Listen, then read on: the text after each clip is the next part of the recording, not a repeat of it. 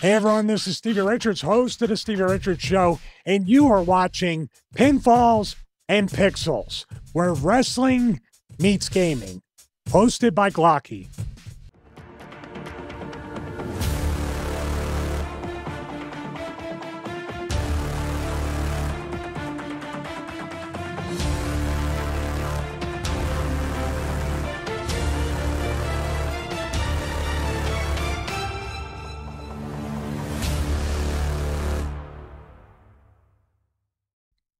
For wrestling fans of the late 90s and early 2000s, few things could match the thrill of stepping into a toy aisle and seeing the latest Jakks Pacific WWF figures on the shelves.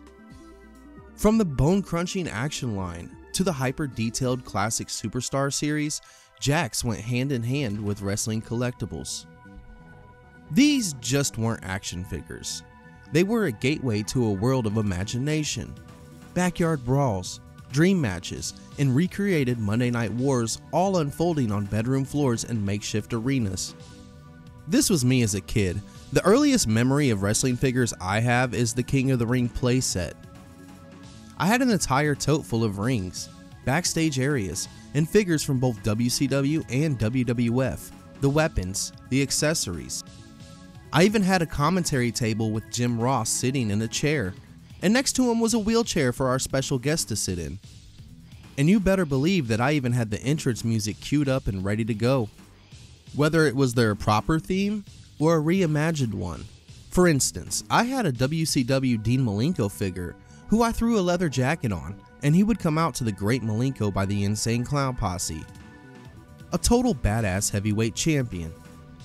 Just as the Attitude Era exploded into mainstream culture, so too did Jakks Pacific's reign over wrestling toys. For over a decade, Jakks produced some of the most iconic and beloved wrestling figures of all time.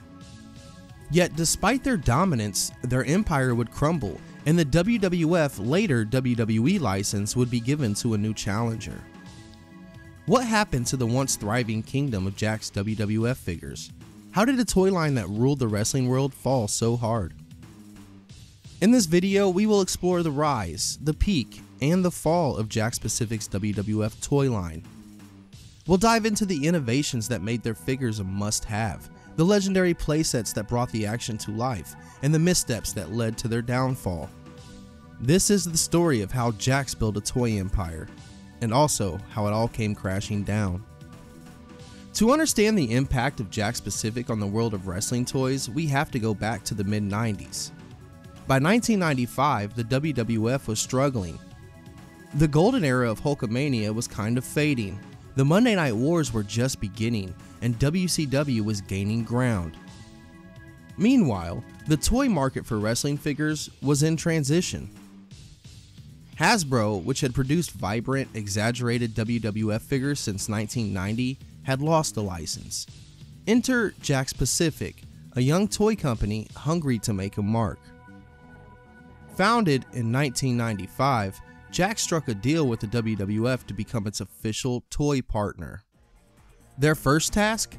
To create a line of figures that stood apart from anything fans had seen before. Hasbro's figures had been small and stylized, while LJN's were hefty and lacked articulation. Jakks wanted something different, figures that felt real, looked real, and most importantly, moved like real wrestlers. Thus, in 1996, the Bone Crunching Action, or BCA line, was born. These were 6-inch figures with articulated arms and legs, but their real selling point was the signature bone crunching sound that came from bending their joints. Kids could twist a figure's arms or legs, and a crackling noise would mimic the sounds of a real wrestling match.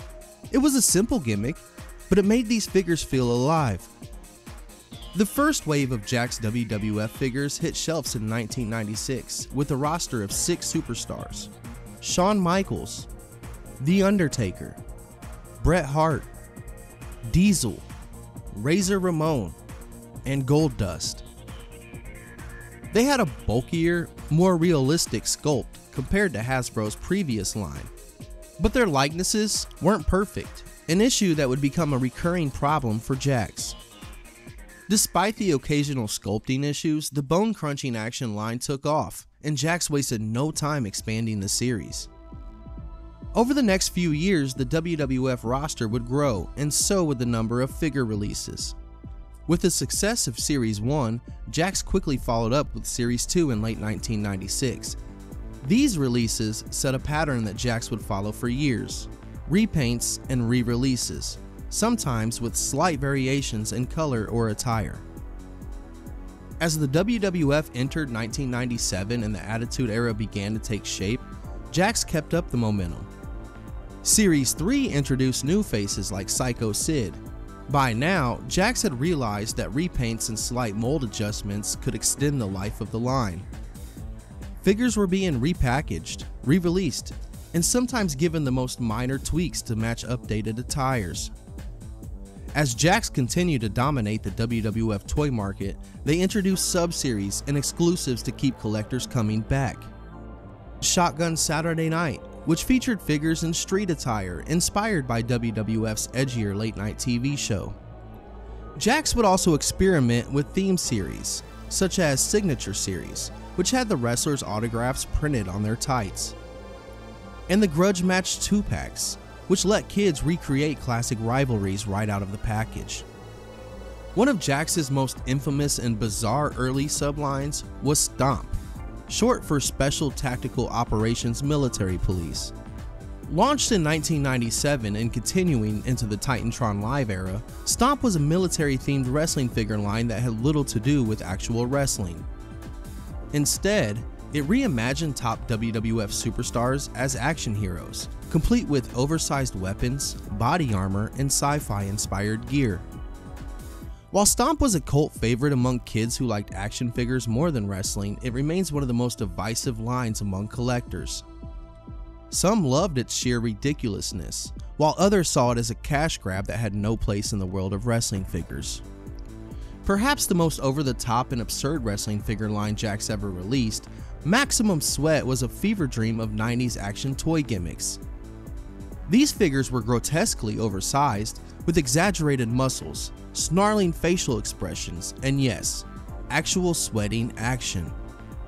By filling their backs with water, kids could make their favorite wrestlers appear as if they were actually dripping in sweat, just like they had finished a grueling match. While Jakks undoubtedly hoped this would be a hit, Maximum Sweat was mostly met with confusion. The figures looked nothing like their real-life counterparts, and their bulky design made them difficult to use in wrestling matches.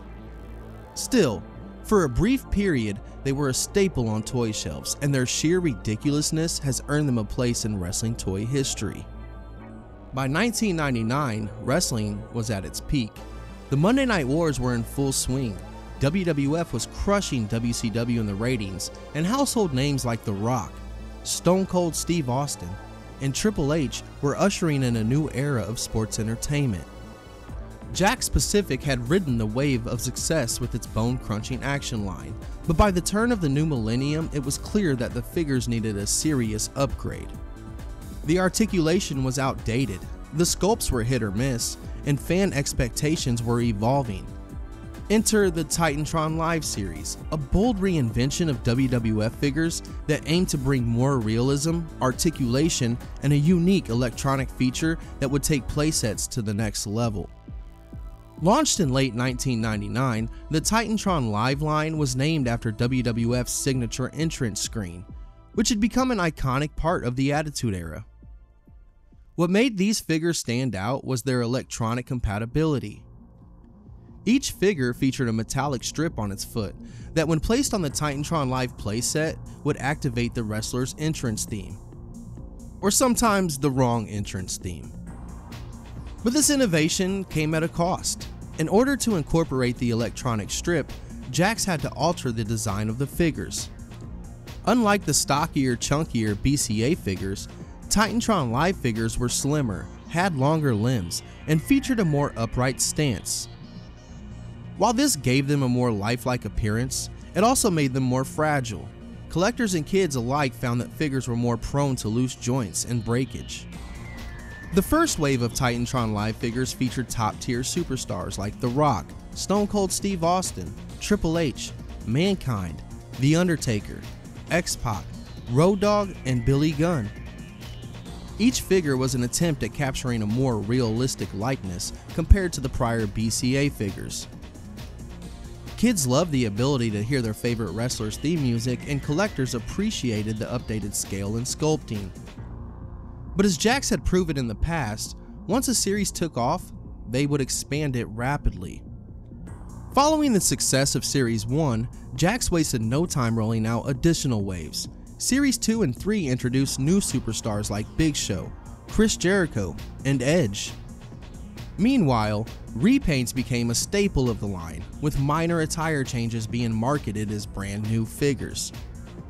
Jakks would also double down on sublines, introducing theme series such as Backlash, Rebellion, each tied to a WWF event or storyline. Some figures came with unique accessories, while others were simply repaints with slight modifications. Beyond the figures themselves, the biggest selling point of the Titan Tron Live line was the introduction of the new, highly detailed playsets. Additional playsets like the Backstage Brawl set and the Hardcore Ring expanded the possibilities for WWF action figure matches.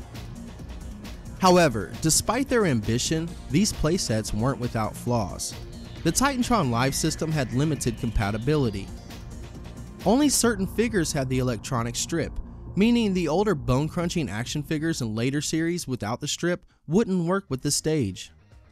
Additionally, the sounds were often low quality, and some themes would sound distorted or incomplete. As Titan Tron Live expanded, so did the issues. One of the biggest complaints was the figure scale. While they were intended to be more realistic, many figures were disproportionate. Some had overly long arms or oddly sculpted torsos. The decision to make the figure's legs pre-pose in a slightly bent stance also made it difficult for them to stand properly. Another issue was articulation. While Titan Tron Live figures had improved joint movement over BCA, their leg movement was often awkward. Unlike future Jakks lines, these figures lacked a true knee joint, meaning poses were limited. And because of the electronic strip, the feet had an unusual shape that didn't always fit properly in playsets or rings. Despite these problems, Titan Tron Live remained incredibly popular throughout 2000 and 2001. Jakks flooded the market with new waves, including the first ever figures of Kurt Angle, Chris Benoit, and the Hardy Boys. Limited edition exclusives like the House of Pain series and the Lethal Ladder Match sets became sought after by collectors. But as Jakks had done before, they relied heavily on repaints and re-releases, leading to figure fatigue. By late 2001, fans began to grow weary of the Titan Tron Live line's limitations. Jakks had realized that while electronic figures were a fun gimmick, the figures themselves needed more articulation, better proportions, and improved durability. And so, just as quickly as the Titan Tron Live had arrived, it was about to be replaced by a revolutionary new line, the Ruthless Aggression series. By 2002, the wrestling world had changed. The Attitude Era was over. The WWF had officially rebranded as WWE. The Monday Night Wars had ended with Vince McMahon buying out WCW, and a new generation of superstars was emerging. With names like Brock Lesnar, John Cena, Randy Orton, and Batista stepping onto the scene, WWE needed a toy line that matched the evolution of its product. Enter Jakks Pacific's most successful wrestling figure series, the Ruthless Aggression series. Debuting in 2003, the Ruthless Aggression line was a complete departure from Titan Tron Live. These figures stood approximately 7 inches tall, with a bulkier build and improved articulation that allowed for more realistic posing. The stiff, awkwardly bent legs of Titan Tron Live were gone, replaced with a more dynamic sculpt that made the figures easier to pose in a wrestling ring. The first wave of figures featured a mix of rising stars and established legends: Brock Lesnar, John Cena, and Rey Mysterio. Each figure boasted a more detailed head scan, a massive upgrade from previous Jakks lines. For the first time, these figures truly felt like their real-life counterparts. Unlike previous Jakks figures lines, Ruthless Aggression figures quickly gained a reputation for their durability. The articulation was far superior to past figures, While they lacked the advanced articulation of later figures from Mattel, at the time they were a dream come true for wrestling fans who wanted both playability and accuracy. Jakks expanded the line rapidly, releasing wave after wave of superstars, including alternate attires and special edition figures. This was also the beginning of true chase figures, rare variants that collectors would scramble to find in stores. Special sub-series included Adrenaline 2-packs, Ring Rage, and pay-per-view exclusives that featured wrestlers in their event-specific gear. The combination of mass appeal, improved sculpting, and a steady stream of releases led Ruthless Aggression to become Jakks Pacific's most beloved WWE toy line. But, as successful as it wasn't perfect. One of Jakks' biggest issues during the Ruthless Aggression era was their overuse of molds. Many figures shared the same body type, leading to repetitive sculpts. While main event stars like Triple H, The Undertaker, and Kurt Angle often received new molds, mid-card and lower-tier wrestlers frequently had recycled parts. Another problem was distribution. While Ruthless Aggression figures were widely available, some waves were harder to find than others, leading to scalping and inflated secondary market prices. Collectors would often struggle to find specific figures, especially chase variants or exclusive store releases.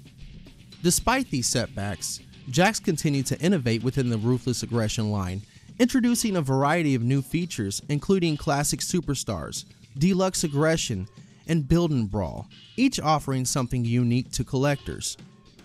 Perhaps the most beloved subline of Ruthless Aggression era was Classic Superstars. Launched in 2004, the line was dedicated to past wrestling legends, from 1980s icons like Hulk Hogan to 1990 stars like Razor Ramon and Bret Hart. For many older fans, this was their first chance to own figures of their childhood heroes in a modern Jakks scale.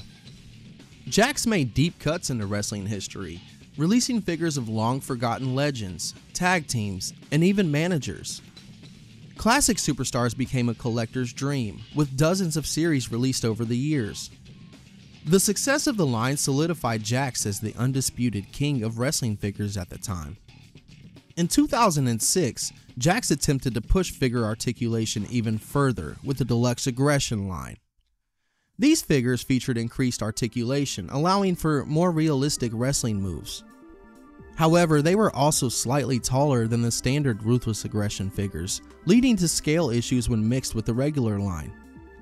While some collectors appreciated the added posability, others felt like the figures looked too elongated, with some wrestlers appearing stretched or overly muscular. Despite mixed reactions, Deluxe Aggression remained a staple in Jakks' lineup for several years. By 2008, Jakks' time as WWE's official toy maker was nearing its end. After years of dominance, the company was beginning to show cracks. Distribution issues continued. Paint apps became inconsistent, and collectors were growing frustrated with reused molds. Their figures had become a staple in every wrestling fan's collection. Their playsets had revolutionized interactive wrestling toys, and their Classic Superstars line had immortalized the legends of the past. In February 2009, WWE and Mattel announced a multi-year deal, making Mattel the new toy manufacturer for WWE action figures beginning in 2010. It was a shocking blow to Jakks, which had spent years crafting a monopoly on wrestling toys. But for longtime collectors and fans, the switch was necessary. Jakks had run out of steam. Jakks' fall from grace wasn't an overnight event. In many ways, their decline had been set in motion years before the Mattel deal. There were several major factors that would contribute to WWE's decision to move on from Jakks. Jakks Pacific had been embroiled in legal trouble since the mid-2000s. In 2004, WWE filed a lawsuit against Jakks, claiming that the company's executives had engaged in bribery to secure their licensing deal. The case dragged on for years before eventually being dismissed, but the damage was done. WWE had grown weary of its relationship with Jakks. The launch of Mattel's WWE line was met with widespread acclaim, but for longtime collectors, there was still a sense of nostalgia for Jakks. While Mattel's figures were technically superior, Jakks had left behind a legacy. one filled with childhood memories, epic toy aisles, and a decade of wrestling history in plastic form. After losing the WWE license, Jakks attempted to stay relevant in the wrestling figure market. They shifted their focus to TNA, signing a deal to produce TNA figures under the Deluxe Impact line. These figures retain the same articulation style as Deluxe Aggression, but TNA's smaller audience meant they never reached the same level of success. Despite their fall, Jakks' WWF and WWE figures remain a cherished part of wrestling toy history. For many fans, they represent an era of wrestling nostalgia, late-night Raw episodes, epic backyard wrestling battles, and trips to the toy store filled with the latest releases. From the bone-crunching sounds of the early figures to the legendary classic Superstar series, Jakks Pacific helped define a generation of wrestling collectors. While Mattel may have taken the reins and new wrestling figure companies continue to rise, Jakks Pacific's time with the WWE will never be forgotten. It was a golden age of wrestling toys, one that may never be replicated again. Did you grow up collecting Jakks figures? Do you have a favorite series, playset, or memory tied to these classic wrestling figures? Maybe you still have some Jakks figures proudly displayed, or maybe you remember the struggle of hunting down that one elusive chase figure in toy aisles. Drop your thoughts in the comments below, and let's keep the conversation going. What was your favorite line? What did you love or hate about them? And do you think any wrestling figure line will ever capture the magic of Jakks in its prime? If you enjoyed this video on wrestling toy history, be sure to hit that like button, subscribe to Pinfalls and Pixels, and turn on notifications so you don't miss a video. Thanks for watching. This is Glocky, and I'll catch you on the next one.